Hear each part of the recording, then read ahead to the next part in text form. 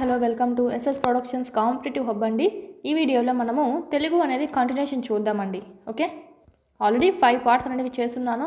చూడని వారంటే చూడండి. ఇదైతే మనకు 6th పార్ట్. మోస్ట్లీ రిపీటెడ్ అనేవి ఈ టాపిక్స్ నుంచే ఎక్కువగా అవుతాయి. ఓకే, మోస్ట్లీ మీకు ఎక్కడ అడిగినా కూడా మనకు ఆశ్చర్యపోని అవసరం లేదు. చూద్దాము. ఫస్ట్ 31st క్వశ్చన్ చూద్దామండి. చూడబోయే ముందు టెస్ట్ సిరీస్ అనేది ఉంది మన కోర్సు. ఓకే, మన కోర్స్ ఏదైతే ఉందో టెస్ట్ సిరీస్ కోర్సు తీసుకోండి, చాలా యూస్ఫుల్ అవుతుంది మీకు. 3rd నుంచి 8th వరకు సంబంధించి క్లాస్ వైజ్ లెసన్ వైజ్ ఉంటాయి. 9th 10th లింక్ టాపిక్స్ ఉంటాయి. సైకాలజీ, విద్యా దృక్పథాలు, ఓకే, మెథడాలజీ, కరెంట్ అఫైర్స్, ఈ విధంగా టెట్కి డిఎస్సికి కావాల్సినటువంటి అన్ని టాపిక్స్ మీకు ఇక్కడ జాయిన్ చేయడం అనేది జరిగింది. ఇప్పుడు డిఎస్సి కూడా సైకాలజీ అనేది మెన్షన్ చేశారు కాబట్టి సో యూజ్ అవుతుంది చాలా వరకు మీకు. చూడండి, అదేవిధంగా ఇది మనకు 499 కోర్స్. 499 రూపీస్ అండి. మీకు ఏమైనా డౌట్స్ ఉంటే ఈ నెంబర్కి కాల్ చేయండి. లేదు మాకు వీడియో క్లాసెస్ కావాలి అనుకుంటే 400 రూపీస్లోనే మీకు ఇక్కడ ఉండడం అనేది జరిగింది. ఫుల్ వీడియో క్లాసెస్ అనేవి ఉంటాయి. అవనిగడ్డ ఫ్యాకల్టీ చేత చెప్పించడం జరిగిందండి. ఓకే, పీడిఎఫ్స్ కావాలి ఓన్లీ అనుకుంటే మీరు 199 రూపీస్కి మీరు ఇక్కడ పర్చేజ్ చేసుకోవచ్చు. అంటే మనకి ఇక్కడ ఓన్లీ టెక్స్ట్ బుక్స్ ఉంటుంది, ప్లస్ సైకాలజీ యొక్క పీడిఎఫ్ కూడా మీకు ఉండడం అనేది జరుగుతుంది. సైకాలజీకి సంబంధించి క్విక్ రివిజన్ అనేది మన యూట్యూబ్ ఛానల్లో ఉందండి, ఫ్రీగానే పెట్టున్నాను చూడండి. క్విక్ రివిజన్ అండి, అది మీరు వినండి. ఇక్కడ మీరు టెస్ట్ సిరీస్ ఏవైతే ఉన్నాయో అవి చాలా మీకు యూజ్ అవుతాయి. ప్రాక్టీస్ చేసుకోండి. ఓన్లీ 1 రూపీ మాత్రమే మీకు ఇక్కడ అందివ్వడం జరుగుతుంది. వ్యాలిడిటీ చూసుకున్నట్టయితే 6 మంత్స్ అండి. 6 మంత్స్ వ్యాలిడిటీకి 1 రూపీ. అంటే మీకు చాలామంది సైకాలజీ చాలా డిఫికల్ట్గా ఫీల్ అవుతూ ఉంటారు కాబట్టి సో వాళ్ళ కోసం మన క్విక్ రివిజన్ క్లాస్ చేయడం జరిగింది. టెస్ట్ సిరీస్ కూడా వాళ్ళ కోసం అందివ్వడం అనేది జరుగుతుంది. ఈ తక్కువ జస్ట్ 1 రూపీ కాస్ట్తో అండి. అన్లిమిటెడ్ అటెంప్ట్స్ మీరు ఎన్నిసార్లైనా రాసుకోవచ్చు. 6 మంత్స్ దాకా వ్యాలిడిటీ అనేది ఉంటుంది.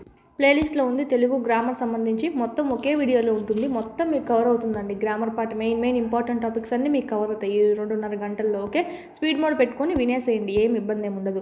ప్రీవియస్ బిట్స్ ఏవైతే మనకు ఉన్నాయో రిపీట్ అయినట్టువి, దాంట్లోంచి ఆల్మోస్ట్ ఆ టాపిక్స్ నుంచి ఇప్పుడు కూడా మనకు రిపీట్ అవ్వడం జరుగుతుంది. సో ఇది కూడా మీరు స్పీడ్ మోడ్ పెట్టుకొని వినేసినట్టయితే కనుక మీకు చాలా యూస్ఫుల్ అవుతుంది. మంచి మార్క్స్ అనేటివి గెయిన్ చేయవచ్చు. ఈ విధంగానే అన్ని సబ్జెక్ట్స్కి చేయడానికి చాలా ట్రై చేస్తామండి. ప్రీవియస్ బిట్స్ సంబంధించి చేయడానికి చాలా వరకు ట్రై చేయడం అనేది జరుగుతుంది. మీరు మన ఛానల్ని ఫాలో అవుతుండండి. నెక్స్ట్ మనం చూద్దామండి. 31st question. క్రింది పద్యాన్ని చదివి ప్రశ్నకు జవాబును గుర్తించండి.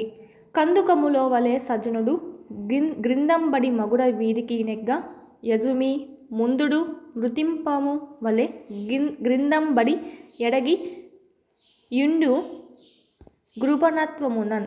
సజ్జనుని దీంతో పోల్చాడు. ఇక్కడ మనకు సజ్జనుని దేంతో పోల్చడం అనేది జరిగింది అని అడుగుతున్నారు. ఇక్కడ సజ్జనుడు విడదీసి రాయమని చెప్పి కూడా మనకు ప్రీవియస్ అడిగారు. సత్ ప్లస్ జనుడు సజ్జనుడు చుత్వ సంధి అనేది అవుతుంది. Okay, most important. సజ్జనుడిని ఇక్కడ మనకు పద్యంలో దేంతో పోల్చాడు? ఆప్షన్ కందకము వలె సజ్జనుడు, క్రిందంబడి మగుడ మీదికి నెగ్గ యజమి. అంటే ఇక్కడ బాల్ అనేది కిందికి వేస్తే ఏమవుతుంది? ముందు కిందికి పడి తర్వాత మళ్ళీ నేల కొట్టుకొని పైకి ఎగురుతుంది కదా. ఆ విధంగా సజ్జనుడిని మనకు బంతితో పోల్చడం అనేది జరిగిందండి. Option 3 is the right answer. చాలా చూడండి, ఇక్కడ మనకు బంతి అనేది ఫస్ట్ కిందికి వేస్తే మనకు నేలకు కొట్టుకొని క్రిందంబడి, ఓకే, మగుడ మీదికి నెగ్గ, క్రింద పడి ఫస్ట్ నేలకు కొట్టుకొని తర్వాత పైకి అనేది చాలా స్పీడ్గా పైకి అనేది ఎగరడం జరుగుతుంది. ఇక్కడ మనకు సజ్జనుడిని మనకు బంతితో పోల్చడం అనేది జరిగింది. Next question. సేమ్ పోయమే మనకు ఒక పోయం ఇచ్చి 2 క్వశ్చన్స్ కంపల్సరీ ఇస్తాడు. మందుడు అంటే ఎవరు? ఇక్కడ ఈ పోయంలో మందుడు ఇక్కడ ఇచ్చారు కదా. ఇక్కడైతే సజ్జనుడు గురించి ఇచ్చేశారు. ఇక్కడైతే చూసినట్టయితే ఆప్షన్స్ మూఢుడు. ఈడేమో మంచివాడు గురించి ఇచ్చాడు. ఇక్కడేమో చూసినట్టయితే మూఢుడు గురించి ఇవ్వడం అనేది జరిగింది. Option 4 is the right answer. Next చూద్దాం. పేరా ఇచ్చారండి. పేరా మీరు టైం సేవ్ చేయాలంటే ఏం చేయాలి తెలుసా? ఫస్ట్ ఆఫ్ ఆల్ మనం 2 క్వశ్చన్స్ చదివేద్దాము. పై గద్యంలో ప్రస్తావించినటువంటి కళారూపం ఏదని అడిగారు. నెక్స్ట్ పీఠిక అంటే అని చెప్పి అడిగారు కదా. సో ఇప్పుడు మనం పేరా చదువుతాం. క్వశ్చన్స్ అనేటివి మనం ఫస్ట్ ఆఫ్ ఆల్ ఈ 2 ఒకసారి చదివి గుర్తుపెట్టుకోండి. మళ్ళీ పైన మీరు పేరా చదివేటప్పుడు దాంట్లో మధ్యలోనే ఆన్సర్ అనేది మీకు వచ్చేస్తుంది. తంజావూరు రాజుల్లో సాహిత్యకంగా ముఖ్య పాత్ర వహించిన రఘునాథ భూపాలుడు యక్షగానంపై కూడా దృష్టి పెట్టినాడు. ఈ కవి రామాయణం వంటి శ్రవ్య కావ్యాలను రచించడమే కాక రుక్మిణి కృష్ణ వివాహం అనే యక్షగానాన్ని రచించాడట. కానీ అది మనకు లభ్యం కాలేదు.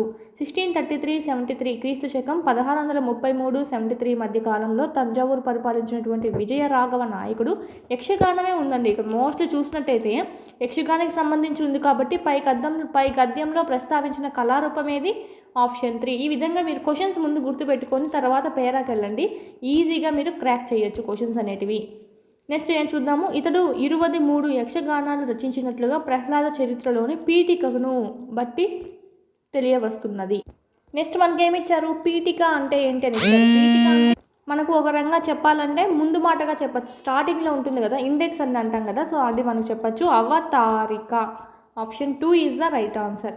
ముగింపు కాదు. ఓకే, ఆప్షన్ 2 అండి. ముగింపు అంతా లాస్ట్ అని వస్తుంది. నెక్స్ట్ మధ్యలో కథాస్వరూపం అంతా ఉంటుంది కదా, అదైతే మనకు కథ అంతా ఉంటుంది కదా, అదంతా మనకు 1 అనేది ఆన్సర్ అవుతుంది. సో ఇక్కడ మనం చూసుకున్నట్టయితే స్టార్టింగే కాబట్టి ఆప్షన్ 2 అవతారిక. ధనం సంపాదించినప్పటి నుంచి వీరయ్య నేల మీద నడవడం లేదు. గీత గీసిన పదం ఏమిటి? జాతీయాలు, సామెతలు, పొడుపు కథల నుంచి అయితే కంపల్సరీ 2 అనేటివి వస్తాయండి. 2. ఓకే, సామెతలు జాతీయమైనా అడగచ్చు, జాతీయాలు పొడుపు కథలైనా అడగచ్చు. ఇవన్నీ మనకు మోస్ట్ ఇంపార్టెంట్. చూడండి మన వీడియోస్ తెలుగు గ్రామర్ ఏదైతే ఉందో దాంట్లో మీకు చేస్తున్నాను, ఆల్ సంబంధించి తెలుగు గ్రామర్ ఫుల్ మీకు కవర్ అయిపోయినట్టుగా చేస్తున్నాను. క్విక్ రివిజన్ కూడా మీకు చాలా యూజ్ అవుతుంది. క్విక్ రివిజన్ కూడా ఒక 2.5 అవర్ అనేది ఉంటుంది కదా, సో స్పీడ్ మోడ్ పెట్టుకొని మీరు వినేసినట్టయితే మొత్తం కవర్ అయిపోతుంది. నెక్స్ట్ చూద్దాము. నేల మీద నడవడం లేదు అంటే ఏంటంటే ఇది ఒక జాతీయంగా చెప్పచ్చు. Option 2 is the right answer. జాతీయము. నేల మీద నడవడం లేదంటే అబ్బా ఏదో అంటే అంత ఉల్లాసంగా ఏదో ఆకాశంలో వీలేస్తున్నట్టుగా అంత హ్యాపీగా ఉన్నాడు అని చెప్పి. అంకము. పర్యాయ పదాలు. పర్యాయ పదాలు కూడా మనం చూసినట్టయితే 3rd నుంచి 5th వరకు అర్థాలు వీడియో చేస్తున్నాను. 6th నుంచి 10th వరకు అర్థాలు వీడియో ఉంది. ఓకే, నెక్స్ట్ పర్యాయ పదాలు కూడా 3rd నుంచి 10th వరకు గల అర్థాలు ఏవైతే ఉన్నాయో ఎన్ని చేస్తున్నామండి. పర్యాయ పదాలు, నానార్థాలు, ప్రకృతి వికృతులు, వీటి నుంచి మాత్రం కంపల్సరీ వస్తాయి, చూడాలి కంపల్సరీ. ఇక్కడైతే పర్యాయ పదం నుంచి వచ్చింది ఒకటి. అంకము. పర్యాయ పదాలు చూసినట్టయితే option 3 is the right answer. ఒడి ఉత్సంగము. ఒడి ఉత్సంగము. 3వ తరగతిలో మంచి బాలుడు పాఠ్య రచయిత ఎవరు? మంచి బాలుడు పాఠ్యభాగ రచయిత. రచయితల గురించి కూడా మనకు ఒకటి కంపల్సరీ వస్తుంది, రచయితలు. ఓకే, వాళ్ళు రచించినటువంటి రచనల గురించి కూడా అడగచ్చు. ఈ రెండిట్లో ఏదో ఒకటి రావడం జరుగుతుంది. ప్లస్ ఇతివృత్తం గురించి ఒకటైతే కంపల్సరీ వస్తుంది, ప్రక్రియ గురించి కూడా ఒకటైతే కంపల్సరీ వస్తుంది. Aluri Bairagi is the right answer. Madhurantaka Rajaram అయితే మా ఊరి ఏరు. మా ఊరి ఏరు. మంచాల జగన్నాథరావు బంగారు పాపాయి. బంగారు పాపాయి. ఆల్రెడీ వీడియో చేస్తున్నానండి, ఒక 3rd నుంచి 10th వరకు. మళ్ళీ హింట్లతో మీకు గుర్తుపెట్టుకునేకి హింట్లు అనేవి దండిగా ఉంటాయి, సో దాన్ని బేస్ చేసుకొని మీరు గుర్తుపెట్టుకోవచ్చు. మా ఊరి ఏరు. మా ఊరిలో ఏరు ఉంది, ఆ ఏరు చాలా మధురంగా ఉంటుందని చెప్పి గుర్తుపెట్టుకోండి. మా ఊరి ఏరు పాఠం రచించింది మధురాంతక రాజారాము. ఓకే, ఇది మంచాల జగన్నాథరావు బంగారు పాపాయి. చిన్న పిల్లగా ఉన్నప్పుడు పాపాయి నడవలేదు కదా, ఇప్పుడు మంచంలోనే పనుకొని ఉంటుంది, సో మంచాల జగన్నాథరావు అని చెప్పి మీరు ఇలా గుర్తుపెట్టుకోవచ్చు. ఈ విధంగా హింట్స్తో మనకు చేస్తున్నాను చూడండి. ఈ అంగడాల రమణమూర్తి చూసినట్టయితే పింజారి అండి. పింజారి అనేది రాసింది ఎవరంటే అంగడాల రమణమూర్తి గారు రాశారు. షేక్ నాజర్ ఉంది కదా, షేక్ నాజర్ తన జీవిత చరిత్రను తానే రాసుకుంటే ఎలా ఉంటుందో సో ఆ విధంగా ఈయన రాయడం అనేది జరిగింది షేక్ నాజర్ మీద. ఓకే, పింజారి. ఓకే, అంగడాల రమణమూర్తి. ఈ విధంగా మీరు హింట్లు అనేటివి గుర్తుపెట్టుకుంటే చాలా బాగా గుర్తుంటుంది. అయితే ఎక్కువ రివిజన్స్ పడితే కానీ మనకు గుర్తుండదు. పాలేరు నుంచి పద్మశ్రీ వరకు అన్నది ఎవరి రచన? పాలేరు నుంచి పద్మశ్రీ వరకు అనేది ఎవరి రచన? ఆప్షన్ 3 అండి. బోయి భీమన గారు. బోయి భీమన గారు రాసిందే మనకు జయగీతం. జయగీతం అనేటువంటి పాఠం రాశారండి. ఇక్కడ మనకు ఎవరి గురించి ఉంటుందంటే ఆ లెసన్ అంతా అంబేద్కర్ గారి గురించి ఉంటుంది. అంబేద్కర్ గారి గురించి చూస్తామంటే ఇక్కడ మనకి ఈయన కూడా దళిత కవి అని చెప్పచ్చు. ఈయన కూడా దళితుల కోసమే కదా పోరాడాడు. దళితులు అంటే ఎవరు?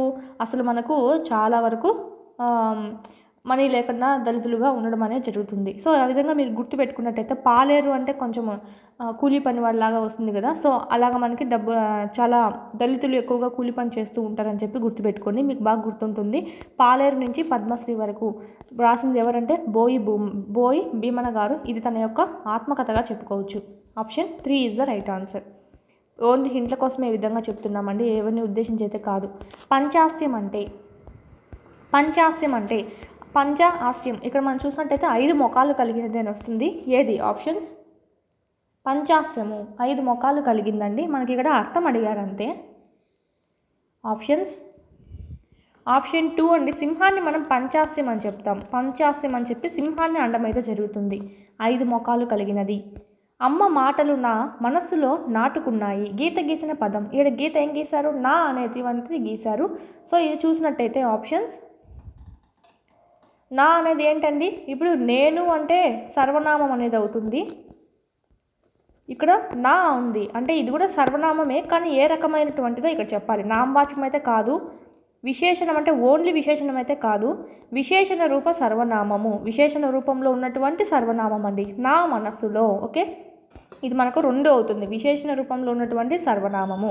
అబ్బురం అనే పదానికి ప్రకృతి పదము, ఇదైతే వికృతి పదము, దీనికి ప్రకృతి పదం కనుక్కోవాలి. ఆప్షన్స్ ప్రకృతి వికృతులు ఆల్రెడీ మనం 3rd నుంచి 10th వరకు చేస్తున్నాం, దాంట్లోంచి రిపీట్ అవుతాయి ఆల్మోస్ట్ మీకు. చూడండి, option 3 is the right answer. అపూర్వము, అపూర్వమునే మనం ఇక్కడ వికృతిగా అబ్బురం అని చెప్తాము. ఆశ్చర్యము అయితే అచ్చెరువు. ఓకే, నెక్స్ట్ 8వ తరగతిలోని ఇల్లు ఆనందాల హరివిల్లు పాఠం ఇతివృత్తం ఏమిటి? ఇల్లు ఆనందాల హరివిల్లు. ఇక్కడ మనకు చూసినట్టయితే పేరులోనే ఉంది, ఇంట్లో మనకి ఏం నేర్పిస్తారండి, ఇంట్లో ఆనందాల హరివిల్లు. ఆ లెసన్ అంతా మనకు కుటుంబ విలువల గురించే తెలుపుతుంది. ఆప్షన్ 4 ఈ విధంగా చూసుకోండి. దేశభక్తి కాదు, ఆప్షన్ వెరిఫికేషన్ ప్రకారం కూడా మనం ఆన్సర్ రప్పించుకోవచ్చు. ఆప్షన్ ఏదైతే రాంగ్ అవుతుందో అది తీసేస్తూ ఉండండి, అప్పుడే మీకు ఆన్సర్ అనేది రావడం జరుగుతుంది. నెక్స్ట్, క్రింది వాక్యాలలో సామాన్య వాక్యము. క్రింది వాక్యాలలో సామాన్య వాక్యము. సామాన్య వాక్యం అంటే మనకు సింపుల్ సెంటెన్స్ ఒకటే ఉంటుందండి, సబ్జెక్టు వర్బు ఆబ్జెక్ట్ అనేది ఒకటే ఉంటుంది. ఒకటే అంటే మళ్ళీ రిపీట్ అనేది అవ్వదు. ఒకటే సబ్జెక్టు, ఒకటే వర్బు, ఒకటే ఆబ్జెక్ట్, ఒక స్టేట్మెంట్, ఒక సెంటెన్స్ అనేది ఉంటుంది. ఆప్షన్ 2 ఆయన డాక్టరు. ఇది క్రియ లేదు కదా మేడం అంటారేమో మీరు, క్రియ లేకపోయినా కూడా మనకి ఇక్కడ ఇది క్రియా రహిత వాక్యం అనేది అవుతుంది. ఇది కూడా మనకు సామాన్య వాక్యం కిందకే చెప్పుకోవచ్చు. తిని బయలుదేరింది, ఇక్కడ 2 ఉన్నాయండి, 2 వాక్యాలు కలిపి రాశారు, సో ఇది మాత్రం అయితే కాదు, ఇది మనకు సంశిష్ట వాక్యము. కమల సంగీతము నృత్యము నేర్చుకుంది, ఇది కూడా కాదు, ఇదే 2 వాక్యాలు ఉన్నాయి, సంగీతం నేర్చుకుంది, నృత్యము నేర్చుకుంది. వాడు దారి వెంట ఏదో వెతుకుతూ కింద పడ్డాడు, వెతుకుతున్నాడు కింద పడ్డాడు, 2 మనకు క్రియలే అవుతాయి, సో ఇది కూడా మనకు కాదు. Option 2 is the right answer. అక్క టీవీ చూస్తుంది, అక్క నృత్యం చేస్తుంది. ఈ వాక్యాలు సంయుక్త వాక్యంగా మారిస్తాయి, అంటే ఈ 2 వాక్యాన్ని కలిపేస్తాయి. అక్క టీవీ చూస్తున్నది, అక్క నృత్యం చేస్తున్నది. అక్క అనేది మళ్ళీ రిపీట్ అయింది, సో యూజ్ చేయాల్సిన అవసరం లేదు.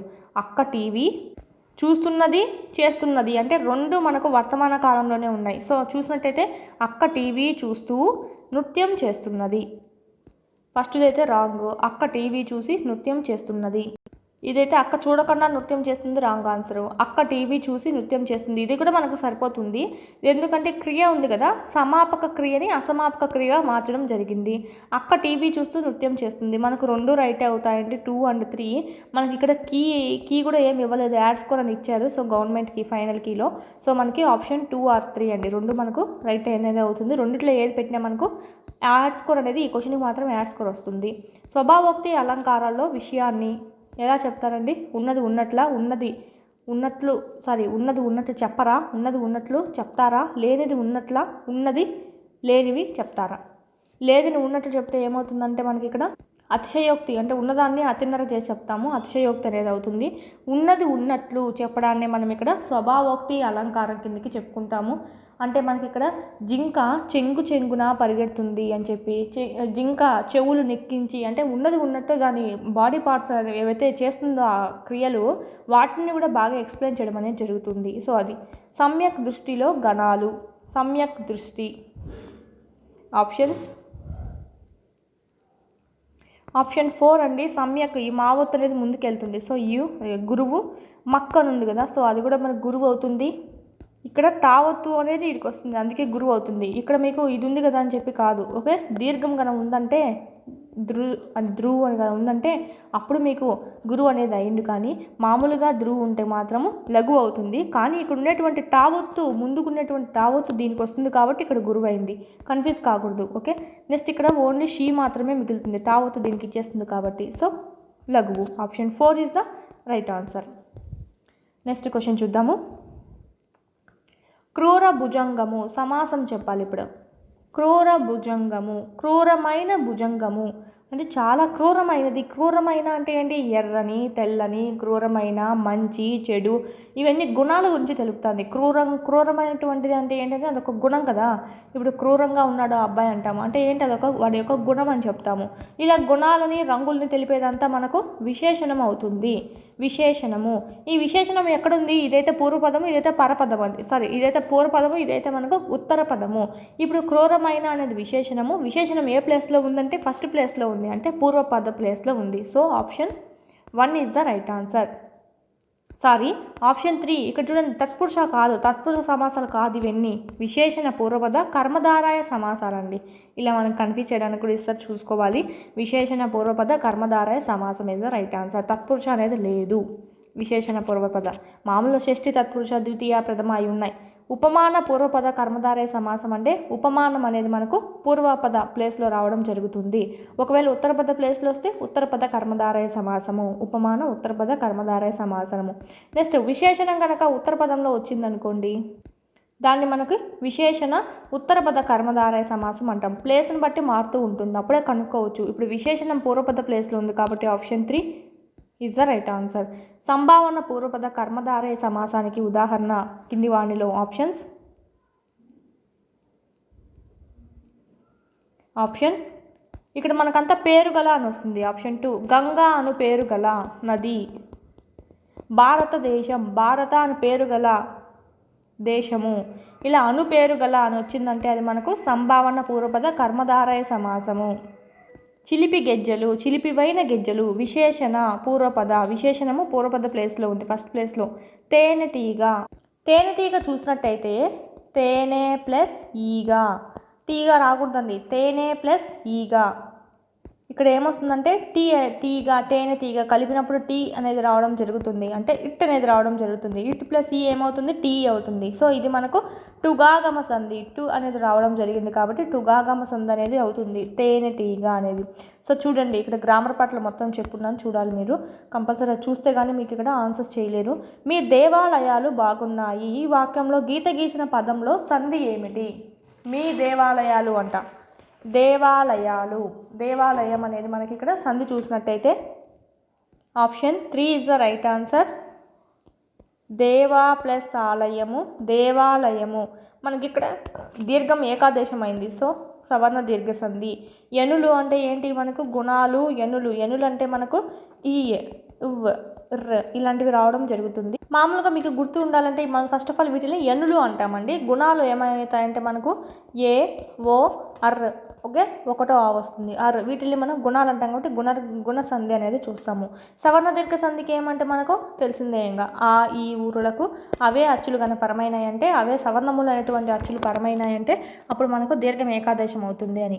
ఇక్కడ మిగతాయి చూసుకున్నట్టయితే గుణసంధి అయితేనేమి, వృద్ధి సంధిలో మనకు ఐని, ఔని, ఆర్ని మనం వృద్ధులు అంటాము. ఇక్కడ చూసినట్టయితే ఆ లేదా ఆకి కనుక మనకి ఈ, ఊ, రూలు పరమైనాయి అనుకో, ఏవో ఆర్లు వస్తాయి. ఆకు లేదా ఆకి ఐ కానీ, ఔ కానీ, ఆర్లు కానీ పరమైనాయంటే మనకి ఇక్కడ, అంటే ఇక్కడ ఐ కానీ, ఔ కానీ, రూలు కానీ పరమైనాయంటే, అంటే ఏ ఐ అయినా అవ్వచ్చు, ఓ ఔ అయినా అవ్వచ్చు, నెక్స్ట్ రూ అయినా అవ్వచ్చు. ఇక పరమైన అంటే ఐ, ఔ, ఆర్ అనేటివి రావడం జరుగుతుంది. ఇది మనకు అకారాన్ని బేస్ చేసుకొని చెప్పుకున్నట్టయితే అకారానికి ఈ ఊ రూలు కనుక పరమైతే ఏ ఓ ఆర్లు రావడం జరుగుతుంది. అకారానికి ఏ ఓ రూలు, ఏ బదులు ఐ అయినా రావచ్చు, ఓ బదులు ఔ అయినా రావచ్చు, రూ బదులు ఆర్ అనేది మనకు రావడం అనేది జరుగుతుంది, రూకి. ఓకే, నెక్స్ట్ ఇది ఎనాదేశాన్ని చూడండి. ఇక్కడేమో అకారానికి కాదు ప్లస్ చేసేది, ఈ ఊరు ఉన్నాయి కదా, ఈ ఊ రూకి అసవర్ణములు అయినటువంటి అచ్చులు పరమైతే, అంటే వాటికి అవే కాకుండా వేరేటివి, ఈకి ఈ తప్ప వేరేటివి రావచ్చు, ఊ కానీ, ఆ కానీ ఇలాంటివి రావచ్చు. సో ఇలాగా ఈ ఊ రూలకు కానీ, ఈ ఊ రూలకు కానీ అసవర్ణములైనటువంటి అచ్చులు కనుక పరమైనాయంటే కనుక వాటిని మనం ఇక్కడ ఎనాదేశ సంధి అనేది చెప్తామండి. అలా మనకు వచ్చినప్పుడు ఏమొస్తాయంటే ఈ, ఉవ్, అర్లు, ఇర్ర అనేది రావడం అనేది జరుగుతుంది. వీటినే మనం ఎనులు అంటాము. ఏదైతే మనకు ఆప్షన్ అది మనకు సవర్ణ దీర్ఘ సంధి. గుణసంధిలో అకారానికి ఈ పరమైనప్పుడు, ఇప్పుడే చెప్పాను, గుణసంధిలో అకారానికి ఈ పరమైనప్పుడు ఏ అనేది వస్తుంది. ఓకే, ఊ పరమైనప్పుడు ఓ వస్తుంది, రూ పరమైనప్పుడు అర్ అనేది రావడం జరుగుతుంది. సో ఈ పరమైనప్పుడు ఏమొస్తుంది? ఏ. ఇక్కడ చూడండి, ఆదేశము ఇచ్చారు, ఆగమము ఇచ్చారు. డిఫరెన్స్ ఏంటంటే option 3 is the right answer. దీనికైతే ఆదేశం అంటే ఏంటంటే ఒకదాన్ని మిస్ చేసుకొని ఇంకోటి, ఇక్కడ మనకు పూర్వస్వరము పరస్వరం ఉంటుంది కదా. ఇక్కడ ఏమవుతుందంటే మనకు ఈ ఇక్కడ ఉండేటువంటి అక్షరం వెళ్ళిపోయి మనకు ఏ అనేది రావడం జరుగుతుంది. దీనివల్ల ఆకి లేదా ఆకి ఈ కలిసిందంటే ఏ రావడం జరుగుతుంది. ఇలాగ మనకు ఒక అక్షరాన్ని తొలగించి మరొక అక్షరం కనుక వచ్చిందంటే దాన్ని ఆదేశం అంటాము. ముందు ఉన్నటువంటి అక్షరాలు అలాగే ఉండి కొత్తగా అక్షరం అనేది రావడం జరుగుతుంది. అలాంటివన్నీ మనకు ఆగమనం అనే చెప్తాము. నెక్స్ట్ ఇక్కడ మీరు ఎగ్జాంపుల్ చూసుకుందాము. టుగాగమ చూద్దాము. టుగాగమలో చూసుకున్నట్టయితే నిలువు ప్లస్ అద్దము చూసినట్టయితే దీన్ని ఎలా రాయొచ్చు అంటే నిలువు తద్దము రాయొచ్చండి. ఇక్కడ చూడండి ఊ అలాగే ఉంది, ఆ కూడా ఉంది, టాలో ఆ ఉంది కదా. సో కొత్తగా ఏం చేరింది, ఇట్ అనేది చేరింది. ఇట్ ప్లస్ ఆ ఏమైంది, టా అయింది. అంటే ఇది కొత్తగా చేరింది. ఇలాగ మనకు ఉండిందంటే ఆగమం అని చెప్తాం. ఇట్ అనేది ఆగమనంగా చేరింది కాబట్టి దీన్నే మనము టుగాగమ సంధి అంటాము. అంటే టుగాగమ ఆగమ అని పేరులోనే ఉంది చూడండి. ఇట్ అనేది ఆగమనంగా రావడం జరిగింది అని. ఇది మనకు ఆదేశానికి ఆగమనానికి తేడా. ఇదైతే కొత్తగా పదమే జాయిన్ అయిపోతుంది. ముందువి అలాగే ఉంటాయండి, ముందువే అలాగే ఉంటాయి. ఆదేశంలో ఏమవుతుంది, ముందున్నటువంటి పదాల్లో ఒకటి తొలగించేసి ఇంకొకటి రావడం అనేది జరుగుతుంది. ఇది మనకు సంబంధించి option 3 is the right answer. ఒక మాత్రా కాలంలో ఉచ్చరించే అక్షరాలను ఇలా పిలుస్తారు. ఒక మాత్రా కాలంలో ఉచ్చరించేటువంటి అక్షరాలను ఇలా పిలుస్తారు. Option 3 is the right answer. హస్వాలు is the right answer. Option 3. ఇక్కడ హస్వాలకు మనకు మామూలుగా కా ఉండడము, గా ఇలాగని మనకు మామూలుగా పలికేటివి ఆ కానీ ఓకే, ఈ కానీ ఊ కానీ ఇలాంటివన్నీ. ఇవే మనకు దీర్ఘాలు ఉంటాయి కదా. దీర్ఘాలు ఎలా ఉంటాయంటే ఆకు ఆ అనేది ఏమవుతుంది, దీర్ఘాలు అవుతాయి. సో ఇవన్నీ మనకు మామూలుగా పలికేటివన్నీ హస్వాలు అవుతాయి. ఇలా మనకు దీర్ఘంగా పలికేటివన్నీ మనకు దీర్ఘాలు అనేటివి అవుతాయి. మీకు ఈజీగా కనుక్కోవచ్చు. ఇంకా హల్లులు అసలు తెలిసినటివి మనకి. నెక్స్ట్ చూద్దాము. వింత, వందనం, విధం ఈ పదాలలో క్రింది వర్గాక్షరాలు ఉన్నాయి. వింత, వందనము, విధము దీంట్లో కింది ఏ వర్గాక్షరాలు ఉన్నాయి. ఆప్షన్స్ తవర్గ అక్షరాలు ఉన్నాయి, తత్త దద్దన ఉన్నాయి చూడండి. వర్గాలు అంటాము. ఇక్కడ కవర్గం అంటే కక్క గగ్గన ఇన్యా అని చవర్గము కా చాట తపాలలో ఇలాగ మనకు చూసుకుంటే అడ్డంగా చూసుకుంటే ఇవన్నీ వర్గాలు అనేటివి అవుతాయి. ఈ విధంగా చూసుకుంటే మనకు ఇది పరుషాలు అనేటివి అవుతాయి. కా చాట తపాలు ఓకే. నెక్స్ట్ ఈ విధంగా గాజాడ దబలు చూసినట్టయితే ఇవి మనకు సరళాలు అనేటివి అవుతాయి. సరళాలు ఇవైతే మనకు పరుషాలు అంటే గట్టిగా పలకాల్సి వస్తుంది. ఇవైతే మనకు తేలికగా పలికేటివి ఈ గాజడ దబలు. ఇవైతే కచడ తపలు అనేటివి కష్టంగా పలకాలి. ఈ ఒత్తులు ఉంటాయి కదా ఇక్కడ దీన్ని మనం వర్గయుక్తులు అంటాం, మహాపురాణులు అంటాం, ఘోషాలు అని కూడా అనడం అయితే జరుగుతుంది. నెక్స్ట్ లాస్ట్లో అయితే అనునాసికాలు వర్గ పంచమాక్షరాలు అని చెప్పి అంటామండి. ఇది మనకు సంబంధించి మోస్ట్ ఇంపార్టెంట్. ఈ విధంగా అయితే మనకు వర్గం అని చెప్తాం. Option 2 is the right answer.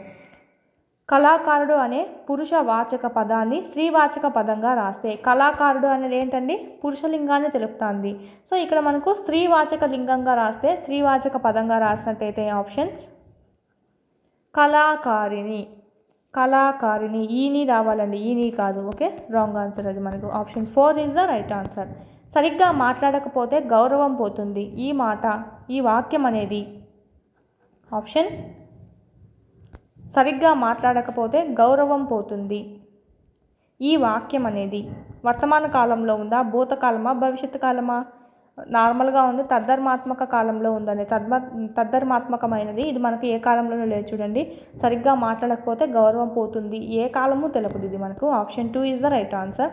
తరగతి బోధనకు మార్గదర్శనం నేర్పి ఆయా పాఠ్యాంశాల ద్వారా విద్యార్థుల్లో ఆశిస్తున్న ప్రవర్తన మార్పుల్ని సూచించేది. ఆప్షన్స్ లక్ష్యాలు. Option 3 is the right answer. లక్ష్యాలు.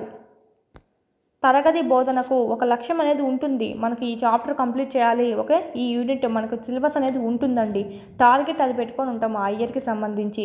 సో అది మనకు ఈ లక్ష్యాలు అనేటివి ఎందుకు యూజ్ అవుతాయంటే ఒక మార్గదర్శకంగా మనకు యూజ్ అవ్వడం అనేది జరుగుతుంది. ఇది చూసుకొని దీని వైజ్ టాపిక్ వైజ్ మనం డైలీ కంప్లీట్ చేసుకుంటూ వస్తాము. ఒక ఇయర్కి అంతా వేసుకుంటాం కదా. సో ఇదంతా మనకు లక్ష్యాలని చెప్తామండి. దీన్ని మనకు యూజ్ చేసుకొని చేయడం అనేది జరుగుతుంది. ఆప్షన్ 3 ఈ మూడిట్లోనూ కాదు చూడండి పైన ఉన్నటువంటి వాటిలో. మాంటిసోరీ పద్ధతిని ఆరంభించిన మేరియా మాంటిసోరీ వృత్తి. మాంటిసోరీ పద్ధతి ఇదంతా మనకు క్రీడా పద్ధతి బేస్ చేసుకొని రావడం జరిగింది. మాంటిసోరీ పద్ధతి అనేది క్రీడల ద్వారా పిల్లవాళ్ళకి నేర్పడం జరుగుతుంది. ఆప్షన్స్ కిండర్ గార్డెన్ పద్ధతి కూడా మనకు క్రీడా పద్ధతిని బేస్ చేసుకొని రావడం జరిగిందండి. ఆప్షన్ 3 మానసిక వైద్యురాలండి. అందుకనే ఈమె ఈ పరిశోధన చేసి పిల్లవాళ్ళకి క్రీడా పద్ధతులు అయితేనే బాగా నేర్చుకోగలుగుతారు, వాళ్ళు మానసికంగా ఉల్లాసంగా ఉండగలుగుతారు, అప్పుడైతేనే బాగా నేర్చుకోగలుగుతారు అని చెప్పి ఆమె కనుగొనడం అనేది జరిగింది. మామూలుగా ఆ వృత్తి చూసినట్టయితే మానసిక వైద్యురాలండి. నెక్స్ట్ క్వశ్చన్, ఒక పాఠం మొత్తాన్ని బోధించడానికి తయారు చేసే ప్రణాళిక. పాఠం మొత్తాన్ని మనం ఏమంటాం? యూనిట్ అంటాం. Option 2 is the right answer, unit ప్రణాళిక. ఒక పీరియడ్లో చెప్పాలంటే అది పీరియడ్ ప్రణాళిక. యూనిట్లోనూ మళ్ళీ కొన్ని పాఠాలు ఉంటాయి టాపిక్ వైజ్, వీటిని మనకు పాఠ్య ప్రణాళిక అంటాము. ఓకే, పీరియడ్ మొత్తానికి చూసినట్టయితే ఒక పీరియడ్లో ఏమైతే చెప్తావో 45 మినిట్స్ అది పీరియడ్ ప్రణాళిక. ఒక ఇయర్కి సంబంధించి చూసినట్టయితే వార్షిక ప్రణాళిక. ఉత్తమ ఉపాధ్యాయుడి మూర్తిమత్వానికి పునాది లాంటిది ఏమిటి? ఉత్తమ ఉపాధ్యాయుడి మూర్తిమత్వానికి, పర్సనాలిటీకి పునాది అని ఏమో చెప్పుకుంటాము? ఆప్షన్స్, సహనం అనేది ఉండాలి. మెయిన్ ఉపాధ్యాయులకి సహనం అనేది ఉండాలి. పిల్లవాళ్ళు ఎన్నో రకాల డౌట్లు అడుగుతూ ఉంటారు, కొంతమంది భిన్న అర్థం చేసుకుంటారు, కొంతమంది భిన్న అర్థం చేసుకోరు. అలాంటి వాళ్ళు అర్థం చేసుకునే వాళ్ళు ఎన్నో డౌట్లు అడుగుతారు. నువ్వు ఏంద్రా నీకు ఇంత కోపం వస్తుందని అనకుండా ఆప్షన్ 3 అండి, సహనము. ఏంద్రా నీకు ఇన్సార్లు చెప్పినా అర్థం కావట్లేదా అని అర్చకుండా సహనంగా ఓపికగా చెప్పడం అనేది జరగాలి. ఆప్షన్ 3 అండి మెయిన్ ఇక్కడ మనకి ఆప్షన్ 3 అని చెప్పుకోవచ్చు. తరగతి బోధనోపకరణాల్లో కనీస అవసరాలు. చాలామంది దానికి ఆప్షన్ అర్హత అని పెడతారు, అంటే ట్రైనింగ్ ఉండాలి కదా, ట్రైనింగ్ లేని ఎలా పిల్లవాళ్ళని అర్థం చేసుకోలేరు అని చెప్పి. మెయిన్ మోస్ట్ ఇంపార్టెంట్ ఆప్షన్ 3 అండి, కన్ఫ్యూజ్ కాకూడదు. Option 3 is the right answer. Next చూద్దాము, తరగతి బోధనోపకరణంలో కనీస అవసరాలు.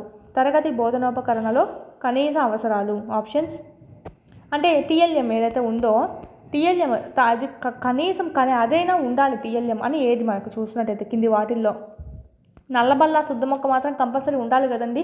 బ్లాక్ బోర్డు చాక్ పీస్ మాత్రం కంపల్సరీ ఉండాలి, అది కూడా మనం టీఎల్ఎం కిందకే చెప్తాము. టెక్స్ట్ బుక్ ఏదైతే ఉంటుందో అది కూడా మనం టీఎల్ఎం కిందకే చెప్తాము. మెయిన్ అయితే మనకు నల్లబల్ల శుద్ధమొక్క. లాస్ట్ క్వశ్చన్ చూద్దాము, విద్యార్థుల్లో అభివృద్ధి చెందుతూ ఉండే భాషా జ్ఞానం నిరుష్టంగా ఉండే విధంగా సహాయపడటం ఈ బోధనా లక్ష్యము. విద్యార్థుల్లో అభివృద్ధి చెందుతూ ఉండే భాషా జ్ఞానము నిరుష్టంగా ఉండే విధంగా సహాయపడటము ఈ బోధనా లక్ష్యము. నిర్దిష్టంగా భాషా జ్ఞానం అనేది నిర్దిష్టంగా ఉండే విధంగా సహాయపడడం అనేది జరుగుతుంది. ఆప్షన్ 3 అండి, వ్యాకరణ బోధన. తెలుగు సంబంధించి చూసినట్టయితే మనకి ఇక్కడ వ్యాకరణ బోధన. భాషా జ్ఞానం అంటే మనకు తెలుగు లాంగ్వేజ్ కానీ ఇంగ్లీష్ లాంగ్వేజ్ కానీ మెయిన్గా కావాలంటే ఏముండాలి? గ్రామర్ పార్ట్ అనేది మెయిన్గా తెలుసుకొని ఉండాలి. సో అదే మనకు వ్యాకరణ బోధన. Option 3 is the right answer. దీంతో మనకు ఈరోజు టాప్ 30 బిట్స్ అనేవి కంప్లీట్ అవుతాయి. చూడండి, యూట్యూబ్లో ఫ్రీగానే ఉంది మనకి ఇక్కడ క్విక్ రివిజన్ అనేది ఉందండి. ఓకే, తెలుగు సంబంధించి గ్రామర్ కూడా మీకు ఇక్కడ క్విక్ రివిజన్ అనేది చేస్తున్నాను. టెస్ట్ సిరీస్ ఏవైతే ఉన్నాయో 3rd నుంచి 8th వరకు సంబంధించి class wise, lesson wise, 9th 10th link topics, psychology, విద్యా దృక్పథాలు, మెథడాలజీ, కరెంట్ అఫైర్స్ సంబంధించి కూడా మీకు ఇక్కడ టెస్ట్ సిరీస్ అనేవి అవైలబిలిటీలో ఉన్నాయి. చాలా యూస్ఫుల్ అవుతుంది. చూడండి, 8985105456కి కాల్ చేయండి ఏమైనా మీకు డౌట్స్ ఉంటే కనుక. ఇదైతే మీరు లెసన్ వైజ్ ప్రాక్టీస్ చేసుకోవచ్చు, ఒక్క బిట్ కూడా మిస్ అయ్యే అవకాశం లేకుండా మీకు ఇక్కడ క్రియేట్ చేయించడం జరిగింది. హ్యాండ్ రిటన్ పీడిఎఫ్స్ ఉంటాయి, మీరు ఇక్కడ హ్యాండ్ రిటన్ ఉంటాయి, అయితే మీరు పీడిఎఫ్స్ అనేవి చదువుకోవచ్చండి. క్విక్ రివిజన్ కిందకి మీకు యూజ్ అవుతాయండి. నెక్స్ట్ చూసినట్టయితే మనకు లేదు నాకు వీడియో క్లాస్ కావాలి అనుకుంటే కనుక 400తో అవనిగడ్డ ఫ్యాకల్టీ చేత చెప్పించినటువంటి వీడియో క్లాస్ అయితే ఉన్నాయి మన దగ్గర. పీడిఎఫ్ మెటీరియల్స్ కావాలంటే 3rd నుంచి 8th వరకు న్యూ, 9th 10th ఓల్డ్ అండి, అంటే 2022 ఉంటాయి, 23 ఉంటాయి న్యూ అంటే. ఓకే, ఇది మనకు కేవలం 199 రూపీసే, అయితే యాప్ వరకు మాత్రమే చదువుకోగలుగుతారు మీరు ఇక్కడ. నెక్స్ట్ చూద్దాము, జిరాక్స్కి అయితే రావు. 1 రూపీకే ఓన్లీ అంటే 1 రూపీకే మీకు ఇక్కడ సైకాలజీ టెస్ట్ సిరీస్ అనేవి మీకు అందుబాటులో ఉన్నాయి. 100+ టెస్టులు ఉంటాయి. ఒక టెస్ట్కి మీకు దాదాపు 15 క్వశ్చన్లు అనేవి ఉంటాయండి. మీరు ఇక్కడ 1000+ బిట్స్ మీరు ఇక్కడ ప్రాక్టీస్ అనేది చేసుకోవచ్చు. 6 months వ్యాలిడిటీ, ఏదో 5 days వ్యాలిడిటీ కాదు పాస్ట్ లాగా, 6 months ఉంటుందండి వ్యాలిడిటీ. కేవలం ₹1 కంటే ఏమీ రాదు మీకు ఇక్కడ, చాలా యూస్ఫుల్ అవుతుంది. చూడండి, అన్లిమిటెడ్ అటెంప్ట్స్ ఎన్నిసార్లైనా రాసుకోవచ్చు. దీని గురించి ఏమైనా డౌట్స్ ఉంటే స్క్రీన్ మీద కనిపిస్తుంది కదా, ఈ నెంబర్కి కాల్ చేయండి.